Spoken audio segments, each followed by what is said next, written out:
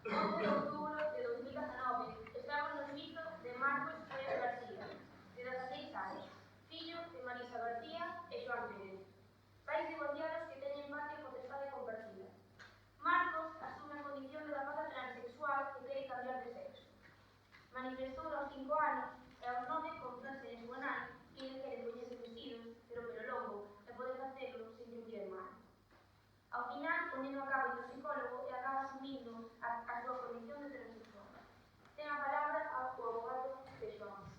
O meu cliente, Joan, ten claro que quen ten xenitais masculinos é un home e quen ten xenitais femininos é unha muller. Co resultado das novas tecnoloxías, queremos innovar tanto que acabamos creando seres antinatura. O meu cliente necesita operación se non está disposto a pagar. Moitas gracias.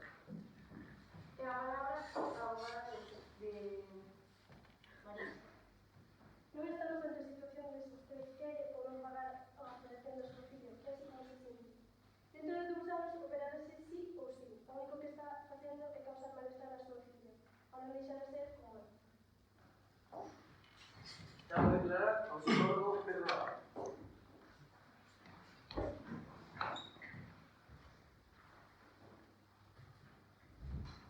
Cree vostede que o adolescente de 16 anos está capacitado para cambiarse de xénero?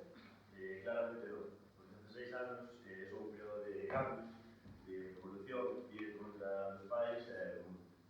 Con 16 anos non podes tomar este tipo de decisións, tendo en conta que ainda non tens experiencia na vida, só queres cambiar para ser diferente ou para tomar.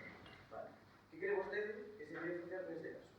Neste caso, Marcos, estás buscando a sí mismo. Tal vez non hai que ser esta muller, só queres chamar a atención. Por iso, hai que esperar un tempo, sobre todo este período, para que esa oportunidade. Iso é todo. Non teño máis preguntas. Desculpe, vostede pensa que a transexualidade é un trastorno? Non vou dicir que é un trastorno, pero na miña opinión é un período de cambio porque trata de buscar novas solucións ou buscarse a si mesmo.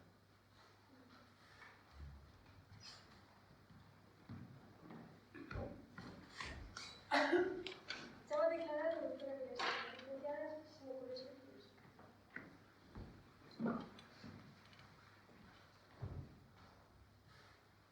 Debe haber moitas dúbidas na realización da cambio de sexo. Dúbidas sempre hai, non? É unha operación que non tiña casi vista, se me practico moito o día de hoxe, hai cambiar moitas cousas.